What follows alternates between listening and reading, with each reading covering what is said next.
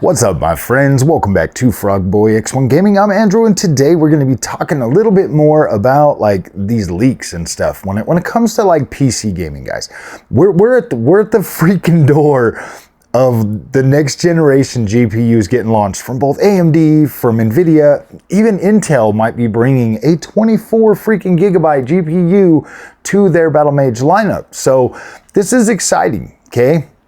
Very exciting. When we have the leader, Nvidia, which is continuously limiting and gimping. I'm going to say gimping because that's basically what they do. They gimp their GPUs, they bring them out, and then, you know, it's, man, I don't know. Or do they? Do they actually gimp these GPUs, or are we, as consumers, misunderstanding the benevolence of Nvidia and just putting all of our assumptions that, like, just because Nvidia is the best, that their GPUs should just have these unrealistic expectations? Well, yes and no. In the modern gaming space, from what I can tell, trust me, I haven't been PC gaming for a very long time, but I look at things pretty damn literally. If you haven't noticed, I mean, if you've been at my channel for a little while, you know that I can be pretty high strung. You know that I read way too much into things sometimes, and it's really hard for me to just jump on board and follow the crowd. I've always been like that. I've never been one to just blindly follow everybody. Now, I do get hyped. Absolutely, man. I'm a gamer. I'm a consumer, just like you. I get hyped, but then that hype is usually short-lived. I get hyped, and then I stop and think. I'm like, wait a minute. So this is my thing, guys, and this is what kind of keeps me sane and really puts things into perspective for me and helps me make my choices as a gamer, you know, or as a content creator, as somebody that absolutely loves and enjoys tech. These are the kind of things that I think about when I'm out there trying to buy, or, you know, thinking about, you know, the next thing to cover on the channel. So I played probably over 200 games last year, 139 of those being brand new games that had come out just last year. And so when I look at that and I have that wider pool of games to kind of gather knowledge from, a lot of those I tested throughout, you know, the year with, you know, cards ranging from the 4070 all the way up to 7900 XTX and 4080 Super. Now, I did do a lot of testing. A lot of the newer games that have come out recently that people are starting to run into, like, VRAM limitations when trying different combinations, you know, with like with some of these games running out of VRAM on the 4080 Super and stuff, when trying to enable things like frame generation or just being able to run these games at max settings at 4K. Look, guys, never in my mind did I look at 4080 Super and think this is a 4K card. Never.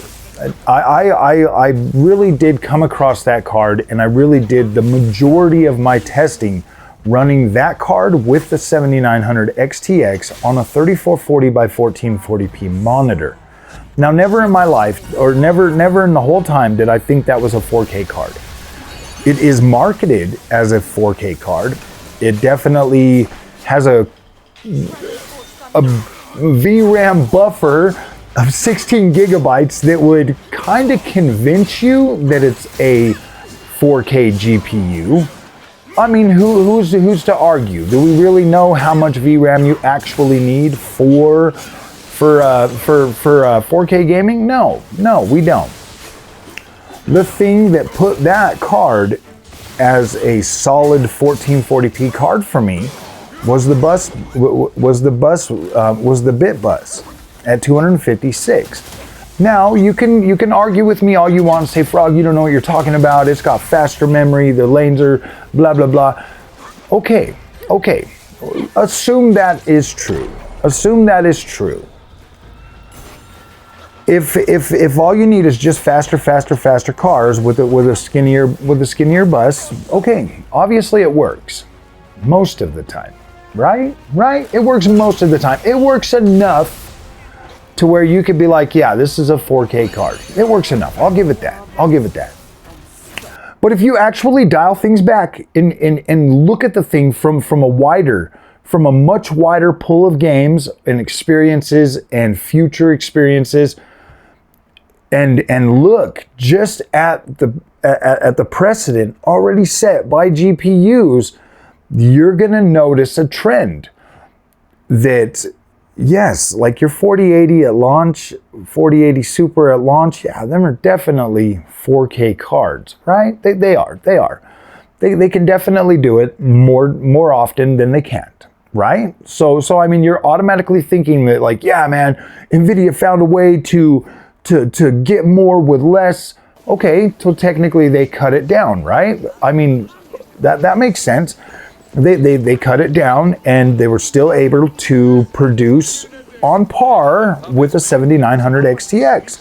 I will give them that too, because that is absolutely true. I mean, it wasn't a super easy decision to go like, oh yeah, dude, I'm just going with the 7900 XTX because VRAM and bus width. No, there was a lot more factors. There are other things that NVIDIA GPUs are absolutely freaking stellar at that could have they could have tipped the scale either way for me.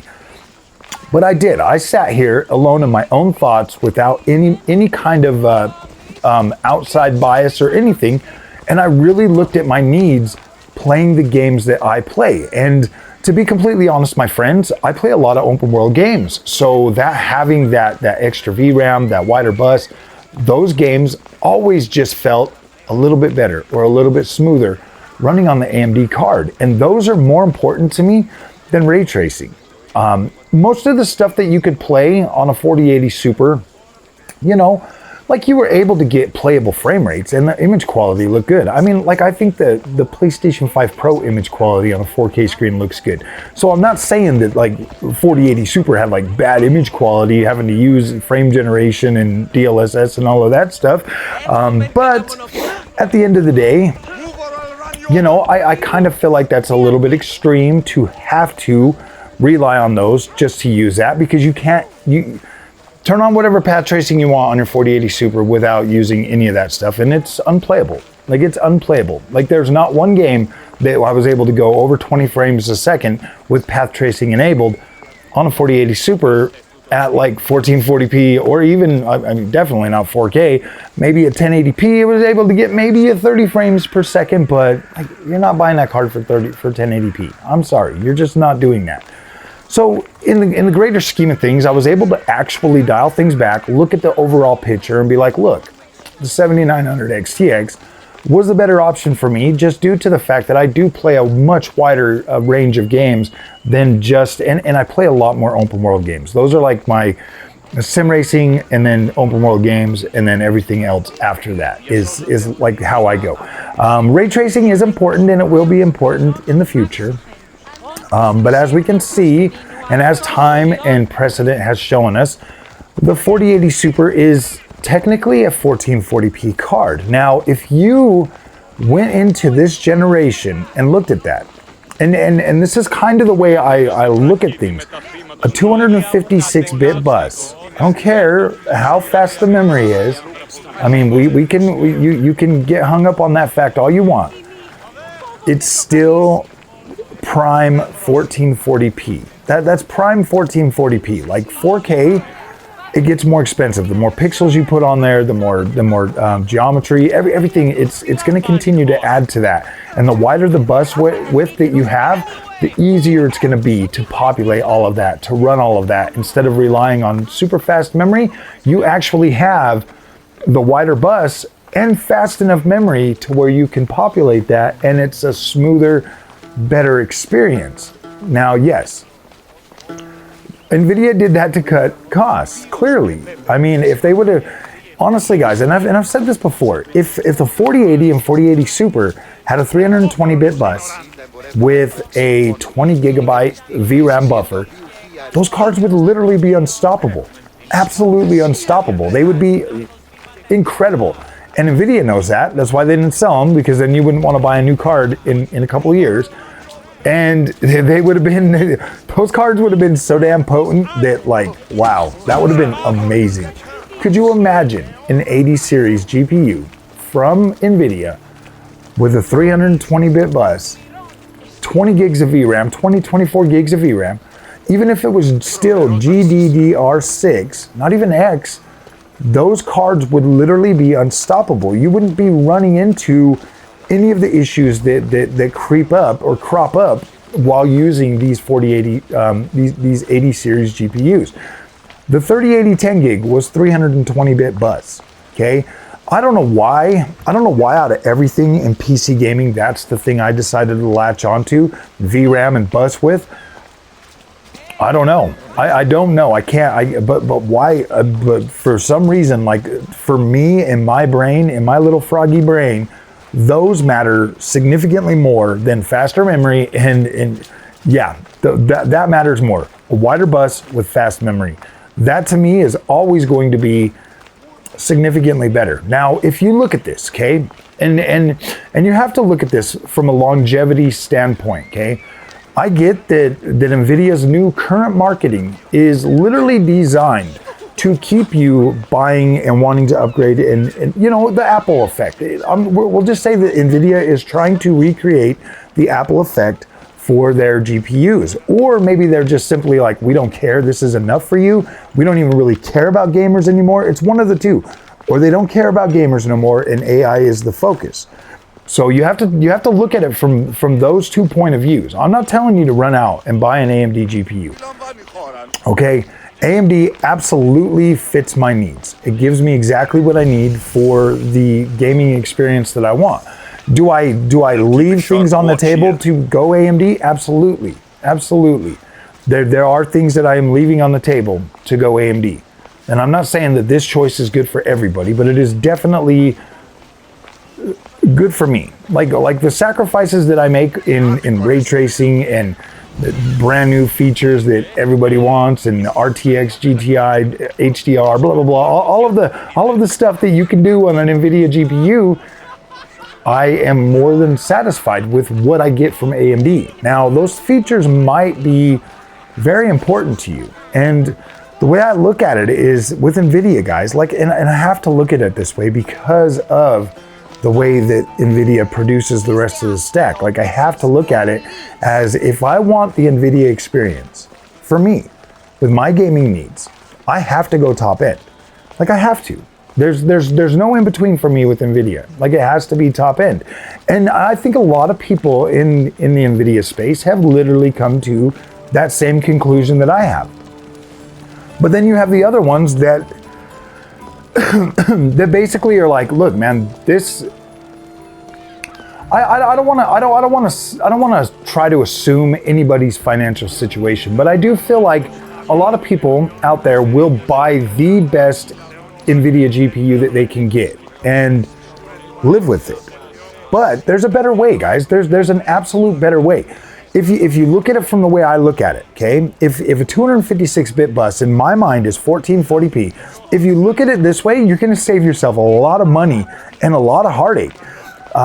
Both the 4070 Ti Super and 4080 Super have a 256-bit bus. So essentially, in my mind, they are both 1440p cards that offer pretty similar overall experience. So if you do get the 4070 Ti Super, you save $200 and you still are able to easily run 1440p easily and be able to use all those features and everything.